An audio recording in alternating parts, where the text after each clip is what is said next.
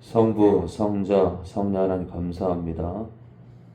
오늘도 말씀을 활짝 여셔서 저희들 먹을 말씀을 허락해 주시옵소서.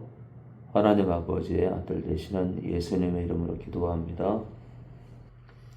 이 멜기세덱은 살렘 왕이요 지극히 높으신 하나님의 제사장이라 여러 임금을 쳐서 죽이고 돌아오는 아브라함을 만나 복을 빈 자라. 아브라함이 일체 10분의 1을 그에게 나눠주니라. 네, 멜기세덱에게 나눠줬다는 거죠. 그 이름을 번역한 즉 첫째 의의 왕이요 또 살렘 왕이니 곧 평강의 왕이요 아비도 없고 어미도 없고 족보도 없고 시작한 날도 없고 생명의 끝도 없어 하나님의 아들과 방불하여 항상 제사장으로 있느니라.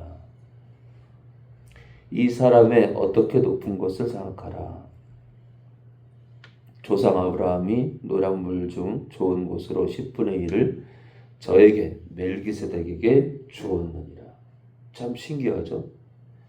이 멜기세덱이 아브라함의 노량물 중 10분의 1을 받았답니다. 레위의 아들들 가운데 제사장의 직분을 받는 자들이 율법조차 아브라함의 허리에서 난 자라도 자기 형제인 백성에게서 10분의 1을 취하라는 명령을 가졌으나 근데 있잖아요. 이 레위의 아들들은 이렇게 됐는데 레위 족보에 들지 아니한 멜기세덱 같은 경우는 레위 족보에 들지 않거든요. 근데 이 멜기세덱은요 아브라함에게서 10분의 1을 취하고 그 약속 얻은 자를 위하여 복을 빌었나니 네, 아브라함에게 복을 빌었대요. 폐 일어나고 낮은 자가 높은 자에게 복빌음을 받느니라. 여기서 말하는 건 낮은 자는 아브라함이고 높은 자는 멜기세덱을 뜻하죠. 또 여기는 죽을 자들이 10분의 1을 받으나 저기는 산다고 증거를 얻은 자가 받았느니라. 또한 10분의 1을 받는 레위도 아브라함으로 말미암아 10분의 1을 바쳤다 할 수 있나니 그러니까 이 11조 개념이라는 게 11조 개념이라는 게 원래 율법부터 시작된 줄 알지만 많은 사람들이요 11조의 개념은 아브라함부터 시작이 된 겁니다. 그러니까 율법 전부터 11조의 개념은 있었다. 그러니까 그렇게 따지고 보면 전쟁에서 승리하고 돌아오면서 노량물을 이게 바친 건데 이게 한편으로 감사헌금이네. 감사헌금이야. 감사헌금. 그래서 이 감사의 예물은요, 사실은 율법 전부터 하나님께 이 감사의 예물은 시작이 됐다. 근데 특히 있잖아요. 10분의 1을 뗐다는 거예요. 10분의 1을요. 참 특이하죠. 10개 중에 하나를 드린 거예요. 그래서 이 11조는요.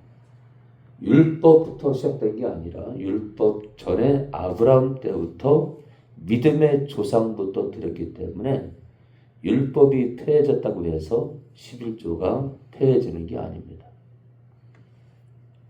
이는 멜기세덱이 아브라함을 만날 때 레위는 아직 자기 조상의 허리에 있었음이니라. 네, 멜기세덱이 아브라함을 만날 때 레위는 아직 이 땅에 레위 족속은 태어나지 않았다는 얘기예요. 레위 계통의 제사 직분으로 말미암아 온전함을 얻을 수 있었으면 백성이 그 아래에서 율법을 받았으니 어찌하여 아론의 반차를 쫓지 않고 멜기세덱의 반차를 쫓는 별다른 한 제사장을 세울 필요가 있는 이 한 제사장은 바로 우리의 대제사장인 예수님을 뜻합니다. 제사 직분이 번역한즉 율법도 반드시 번역하리니 바뀐다는 거죠. 이것은 한 사람도 제단 일을 받들지 않는 다른 지파에 속한 자를 가리켜 말한 것이라. 이 한 사람이요. 이 한 사람 13절에 이 한 사람이 바로 사람이신 예수 그리스도입니다. 신이면서 사람이죠. 우리 주께서 유다로 쫓아나신 것이 분명하도다. 이 지파에는 모세가 제사장들에 관하여 말한 것이 하나도 없고 멜기세덱과 같은 별다른 한 제사장이 일어나는 것을 보니 더욱 분명하도다. 그는 육체에 상관된 계명의 벽을 쫓지 아니하고 오직 무궁한 생명의 능력을 쫓아낸 것이니 그는 바로 예수님을 뜻하죠. 증거하기를 네가 영원히 멜기세덱의 반차 순서를 쫓는 제사장이라 하였도다. 이 네가 누구죠? 바로 예수님이죠. 그럼 17절에 네가 영원히부터 시작되는 이 말은 이 말씀은 누가 한 걸까요? 하나님 아버지죠. 전에 계명이 연약하며 무익함으로 패하고 율법은 아무것도 온전케 못할지라 이에 더 좋은 소망이 생기니 이것으로 우리가 하나님께 가까이 가느니라. 또 예수께서 제사장 된 것은 맹세 없이 된 것이 아니니 저희는 맹세 없이 제사장이 되었으되 레위 족속은요 맹세 없이 됐지만 오직 예수는 자기에게 말씀하신 자 누구죠? 하나님 아버지죠.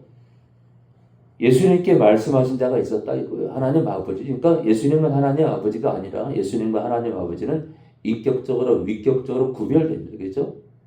성경은 계속 이것을 증거하는데 제가 이것을 왜 얘기하냐면은 하나님의 존재 양식을 하나님께서 이렇게 존재하신다. 성부, 성자, 성령께서 서로 영원전부터 서로 구별되시면서 존재하셨고 하나로 계신다. 하나로 함께 하신다. 그런 하나님의 존재 양식을 우리가 부정하면 교회를 다녀도 믿는 게 아니다. 저희는 맹세 없이 레위 족속은요. 맹세 없이 제사장이 되었을 때 오직 예수님은 자기에게 말씀하신 자 하나님 아버지로 말미암아 맹세로 되신 것이라 주께서 맹세하시고 뉘우치지 아니하시리니 네가 내 아들 네가 영원히 제사장이라 하셨도다. 이와 같이 예수는 더 좋은 언약의 보증이 되셨느니라. 저희 제사장 된 자의 수요가 많은 것은 이 저희 제사장 된 자는 바로 레위인들 말하죠. 죽음을 인하여 항상 잊지 못함이로되 레위 제사장들이 세워져도요 또 죽고 이렇게 순서를 따라 나이가 먹으면 죽잖아요. 그러니까 항상 존재하지 못하는데 예수는 영원히 계심으로 그 제사 직분도 갈리지 아니하나니 그러므로 자기를 예수님을 힘입어 하나님 아버지께 나아가는 자들을 온전히 구원하실 수 있으니 이는 그가 예수님께서 항상 살아서 저희를 위하여 간구하심이니라. 이러한 대제사장은 우리에게 합당한 우리 성도들에게 합당하니 거룩하고 악이 없고 우리 예수님은 거룩하고 악이 없고 더러움이 없고 죄인에게서 떠나 계시고 하늘보다 높이 되신 자라. 우리 예수님이 이런 분이죠. 예수님께서 저 대제사장들이 먼저 자기 죄를 위하고 다음에 백성의 죄를 위하여 날마다 제사 드린 것 같이 할 필요가 없으니 우리 예수님은 그렇다는 겁니다. 이는 예수님께서 단번에 자기를 들여 자기 목숨을 희생해서 이루셨음이니라. 율법은 약점을 가진 사람들을 제사장으로 세웠거니와 율법 후에 하신 맹세의 말씀은 영원히 온전케 되신 아들을 세우셨느니라. 참 이 히브리서는 이제 제가 창세기부터 계시록까지 봤을 때 히브리서는 요한복음과 맞먹는 굉장히 영적이면서 굉장히 탁월한 서신인데요.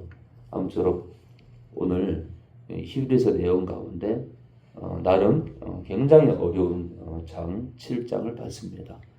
성부와 성자와 성령 하나님 감사합니다. 오늘도 영광을 받아옵소서.